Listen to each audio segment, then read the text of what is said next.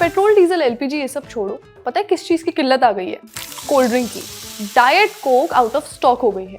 Social media पर लोग बोल रहे हैं अब हम जिएंगे कैसे। कुछ लोगों ने ये भी बोला कि कंपनी का मार्केटिंग गिमिक हो सकता है। सिर्फ डाइट कोक ही नहीं, बियर कंपनीज को भी दिक्कत आ रही है। जिम्मेदार कौन है? क्या अब कोक की भी जमाखोरी शुरू हो गई है? और अब क्या इस प्रॉब्लम के पीछे भी ट्रम्प है? क्या है डाइट कोक के खत्म हो जाने की कहानी, आज अनपैक करेंगे। हाय, मैं हूँ श्रुति और आप देख रहे हैं खर्चा पानी। Brought to you by Candid and Saluja Gold. Candid dusting powder, 4 skin problems का एक एक्सपर्ट सोल्यूशन।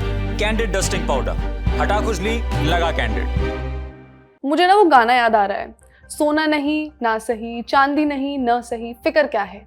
एल्यूमिनियम है ना? नहीं, अब एल्यूमिनियम भी नहीं है। हुआ ये है कि मुंबई में पहले डाइट कोक के कैंस मिलने बंद हुए, फिर बेंगलुरु, पुणे और अब दिल्ली एनसीआर में भी लोग दुकान पर जा रहे हैं और खाली हाथ वापस लौट रहे हैं। और ये तब हो रहा है जब गर्मी अपने पूरे तेवर पर है और कोल्ड ड्रिंक की बिक्री डबल डिजिट में बढ़ रही है, यानी डिमांड बढ़ी है और सप्लाई कम। इकोनॉमिक टाइम्स से बातचीत में दिल्ली एनसीआर के एक बड़े ग्रोसरी रिटेलर ने बताया कि वीकेंड से ही डाइट कोक का स्टॉक खत्म है और अगर कभी माल आता भी है तो वो तुरंत बिक जाता है। सवाल ये है कि डाइट कोक के साथ ऐसा क्यों हो रहा है? बाकी कोल्ड ड्रिंक्स तो मिल रही हैं। प्रॉब्लम ड्रिंक में नहीं, डब्बे में है।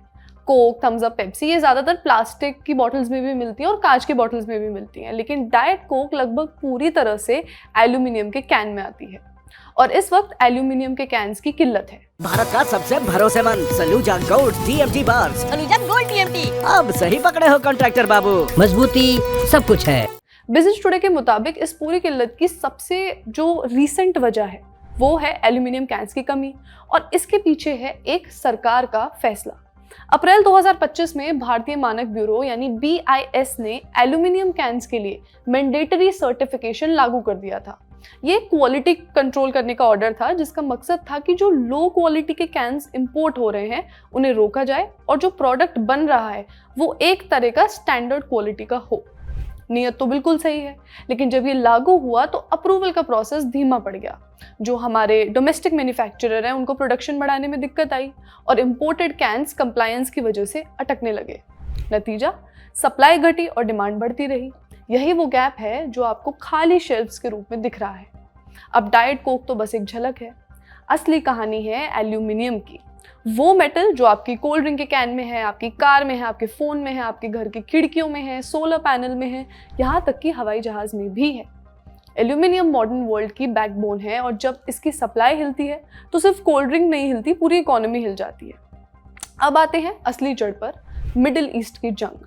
मिडिल ईस्ट में करीब 70 lakh metric tonne aluminium smelting की कैपेसिटी है, जो दुनिया की कुल सप्लाई का करीब 9% है। अब बोलेंगे 9% ही तो है, थोड़ा सा ही तो है, लेकिन जब सप्लाई कहीं से भी चोक होती है तो पूरी चेन बिगड़ जाती है। जंग की वजह से शिपिंग रूट्स अफेक्ट हुए हैं, फ्रेट यानी माल ढुलाई के खर्चे बढ़े हैं, इंश्योरेंस की प्रीमियम बढ़े हैं। हमने आपको खर्चा पानी के पुराने एपिसोड्स में ये डिटेल में एक्सप्लेन किया है। और सबसे बड़ी बात, एल्यूमिना जो एल्यूमिनियम बनाने का कच्चा माल है उसके ट्रांसपोर्ट में भी दिक्कत आ रही है। ट्रंप ने हाल ही में बोला कि सीज फायर तो अभी चलेगी लेकिन स्ट्रेट ऑफ हॉर्मुज पर ब्लॉकेड बना रहेगा। तो बस इसी तरीके से सप्लाई में प्रॉब्लम आ रही है।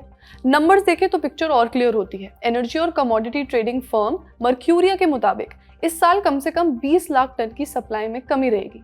बफर बहुत कम है। अब इसी कमी को पूरा करने की कोशिश करें तो क्या कर सकते हैं?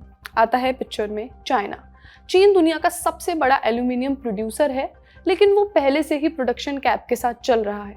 उसने रूल्स लगा रखे हैं कि कितना एल्यूमिनियम चाइना में प्रोड्यूस होगा। अमेरिका और यूरोप में भी इतनी कैपेसिटी नहीं है। ACG मेटल्स के CEO अर्तेम वोलिनेट्स ने कहा कि अगर चाइना की सरकार चाहे और उन्हें लगे कि दुनिया में दाम बहुत ज़्यादा बढ़ गए हैं, सप्लाई में प्रॉब्लम है, तो वो अपने बंद पड़े हुए स्मेल्टर्स यानी प्लांट्स को चालू कर सकते हैं। उस स्थिति में मार्केट में एल्यूमिनियम की सप्लाई ठीक हो सकती है और दाम भी ठीक हो जाएंगे। एल्यूमिनियम के दाम इस वक्त 4 साल के हाईएस्ट लेवल पर है। भारत में भी कीमत करीब 375 रुपये प्रति किलो हो गई है। अपने अंदर से वो एल्यूमिनियम के बर्तन और प्रेशर कुकर्स निकाल सकते हैं आप। भारत अपनी ज़रूरत के करीब 25% कैन्स वेस्ट एशिया और श्रीलंका से इंपोर्ट करता है और अभी जो कैन्स आ रहे हैं वो 25 से 30% महंगे पड़ रहे हैं। प्रीमियम पर कंपनियां खरीद रही हैं। कंपनियां UAE, श्रीलंका और साउथ ईस्ट एशिया से माल मंगा रही है, वो महंगा ही पड़ रहा है। इकोनॉमिक टाइम्स के साथ बातचीत में ग्लोबल बेवरेज कंपनी के सीनियर एग्जीक्यूटिव ने बताया कि एल्यूमिनियम कैंस की सप्लाई इतनी खराब हो गई है कि कुछ यूनिट्स अपनी 1/4 कैपेसिटी पर काम कर रही हैं। कुछ ने अस्थायी रूप से अपने आप को बंद भी किया है। तो क्या हालात सुधरेंगे? कुछ जगहों पर धीरे धीरे सप्लाई आने लगी है, लेकिन जो रूट प्रॉब्लम है इसका, ईरान जंग, शिपिंग रूट्स का अटक जाना, वो सॉल्व नहीं हुई है। डाइट कोक भी अकेली नहीं है इस मुसीबत में, बियर कंपनीज भी इस मार में हैं। उनके क्या हाल है? हैनिकन, AB InBev और कार्लसबर्ग जैसी बड़ी कंपनियों के संगठन federation of European business in India ने सरकार को चिट्ठी लिखी है। उन्होंने मांग की है कि सरकार कुछ समय के लिए कांच की बोतलों और एल्यूमिनियम कैंस पर इंपोर्ट ड्यूटी हटाए। चिट्ठी में ये भी लिखा है कि सिर्फ एल्यूमिनियम ही नहीं, पैकेजिंग का हर पहलू महंगा हो गया है। कांच की बोतलें करीब 20% महंगी हुई, पेपर कार्टन का खर्च लगभग 2 गुना हो गया है, बाकी पैकेजिंग मटेरियल 20 से 25% महंगा हो गया है, और फ्रेट और इंश्योरेंस की वजह से जो कुल कॉस्ट आती है वो 12 से 15% बढ़ गई है। तो ये क्लियर है कि सप्लाई में प्रॉब्लम है। इस सब के बीच डिमांड का क्या हाल है? डिमांड कम नहीं हुई है बल्कि बढ़ी है। शुगर फ्री और लो शुगर ड्रिंक्स का सेगमेंट पिछले 1 साल में ट्वाइस हो चुका है, और इसके पीछे एक और कारण है, डाइट कोक छोड़ना उतना आसान नहीं जितना लगता है।